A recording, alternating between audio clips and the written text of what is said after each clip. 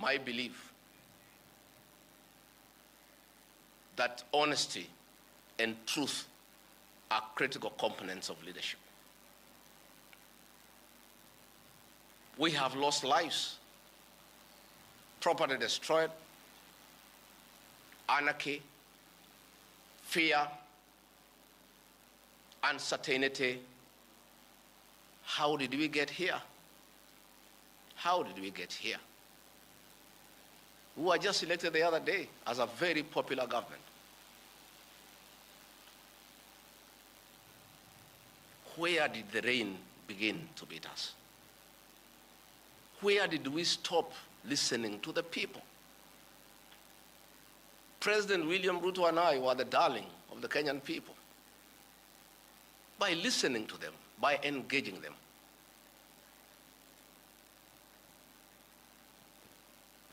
And as a government, we have established institutions to ensure we not only listen to Kenyans, but also genuinely understand their concerns.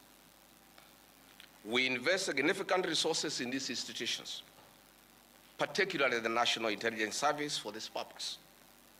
It is clear there has been a failure in the intelligence and advice we are receiving, particularly concerning crucial government policies.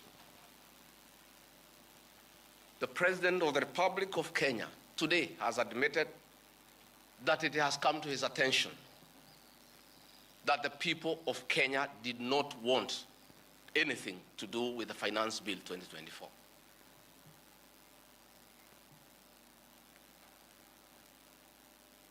The President has now agreed that we need to listen to the people. And I sympathize with my boss, President William Ruto, because this information was not available to him. I know President William Ruto. Had he known 2 months ago that the people of Kenya did not want anything to do with the Finance Bill 2024, he would not have asked his parliamentary party to push it through. Yet, we have an organization paid by the public to give him and government such information. And that is where the problem is. We have a dysfunctional National Intelligence Service that has exposed the President, the government, and the people of Kenya.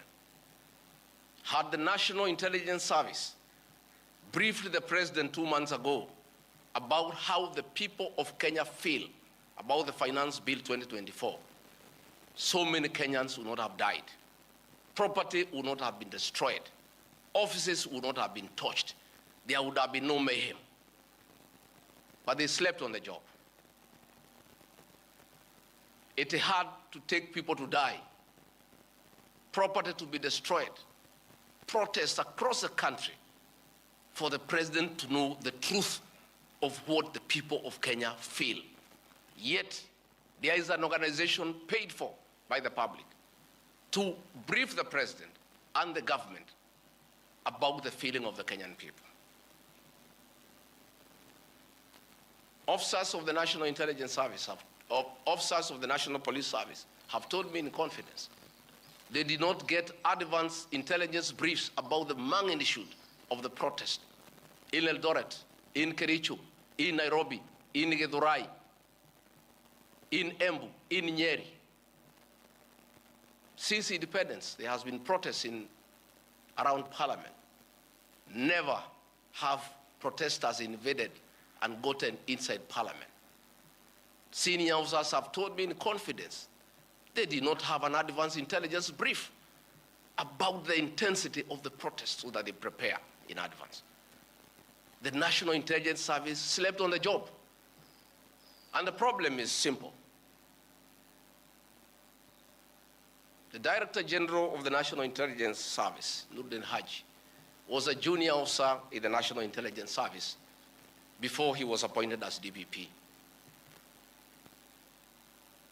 When he was appointed to the office of the Director General, because of inferiority complex, he chased away all the people who were senior to him when he was in the service, therefore crippling the capacity of that service and making it dysfunctional.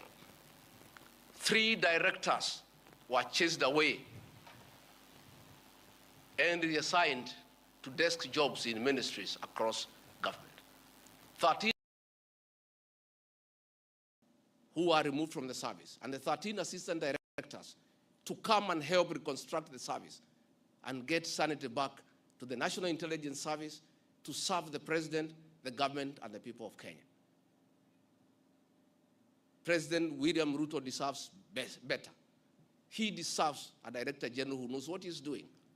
He deserves a National Intelligence Service that is effective and that can analyze situations and keep him and the government informed on what is going on.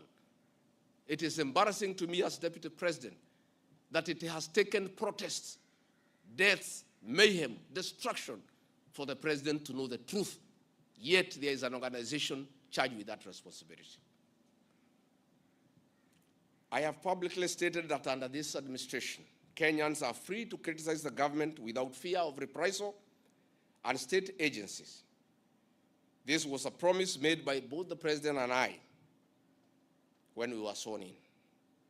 I want to call upon overzealous heads of security agencies not to be tempted to use the criminal justice system to manage politics.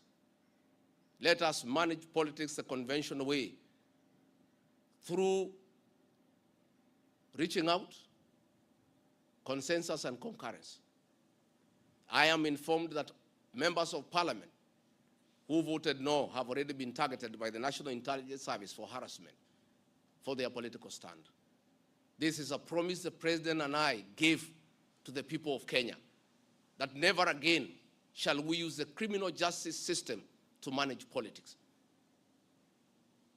I want to say that the president and I gave a categorical promise to the people of Kenya that the issue of abductions and extrajudicial killings will never happen again.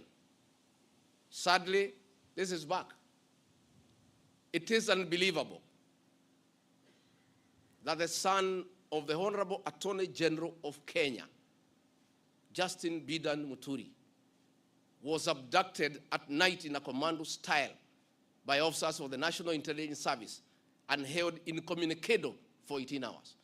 Yet, that is the Honorable Attorney General of the Republic of Kenya. What will happen to other Kenyans? I want to ask our law enforcement agencies to dignify the president and I before the people of Kenya and not backtrack on the promises we made to the people of Kenya, that we shall never again use the criminal justice system to manage politics. Yesterday, Nurdin Haji was trying to put up a team together to craft lies and propaganda and attribute the chaos that were in the country to leaders, I included, former President Uhuru Kenyatta and others. Yet it is very clear, and the president has admitted, that these protests were caused by the anger of the people of Kenya and their refusal of Finance Bill 2024. I want to call on the National Intelligence Service not to take us back to the dark old days of the Nyayo era, where you create propaganda and schemes to undermine leaders and those you don't agree with.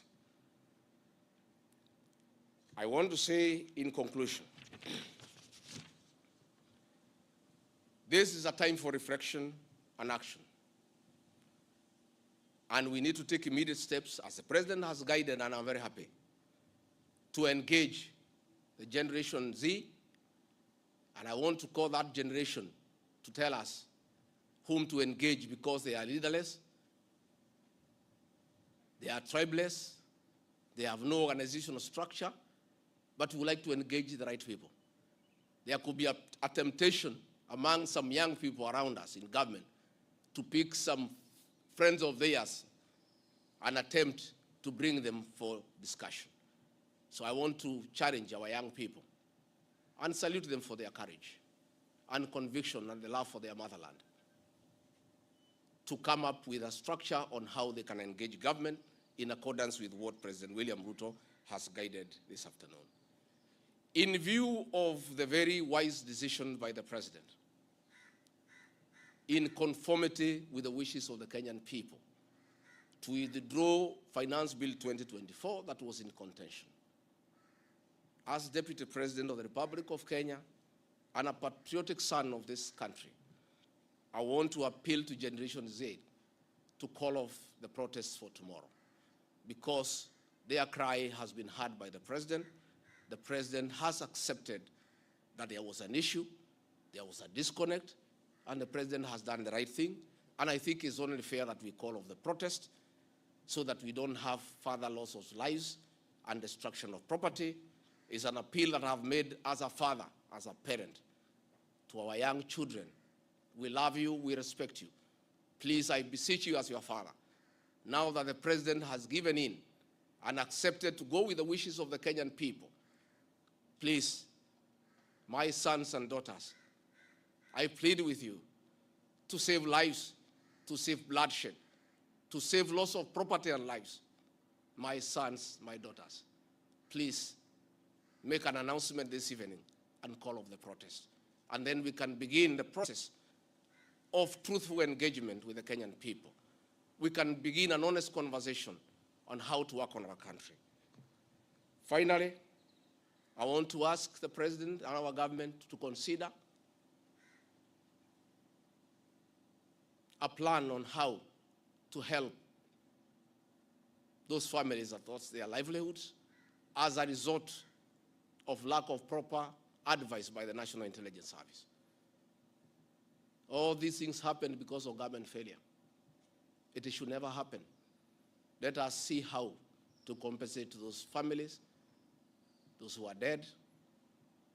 We help those who are in hospital with bills, and we help to bury them. Again, I want to ask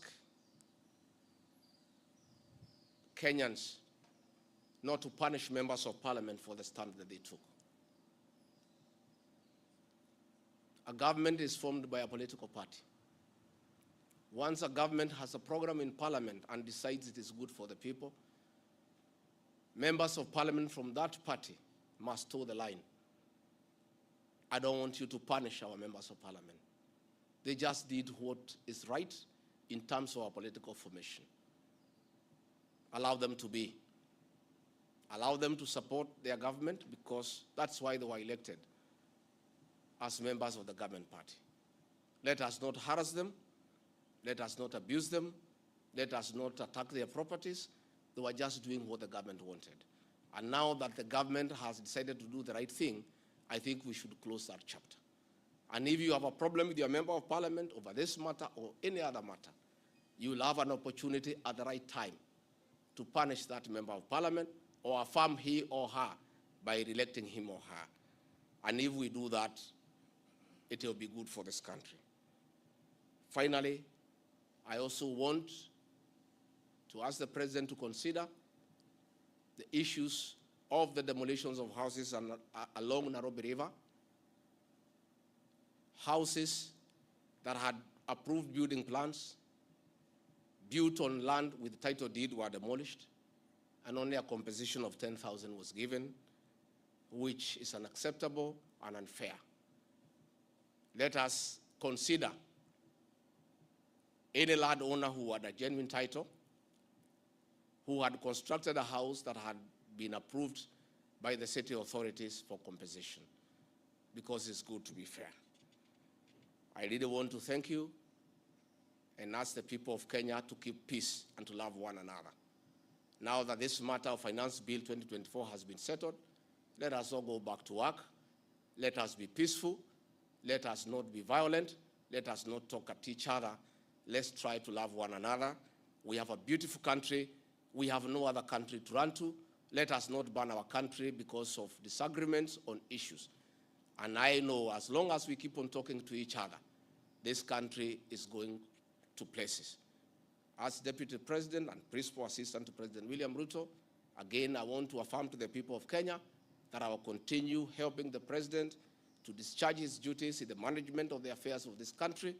I'll continue giving him proper and sound advice based on honesty and truth, because I'm the only Kenyan who took the Bible in Kasarani and swore before God and before man to advise President William Ruto. Many people have been very unhappy with me for saying things that are truthful, to a point of trying to isolate me. because they didn't want me to say the truth. But I'll keep on saying the truth. I'll keep on being truthful and honest, because that is what the people of Kenya expect me to do. Thank you very much, and good evening. Asanteni sana. Tumeshukuru sana. Thank you.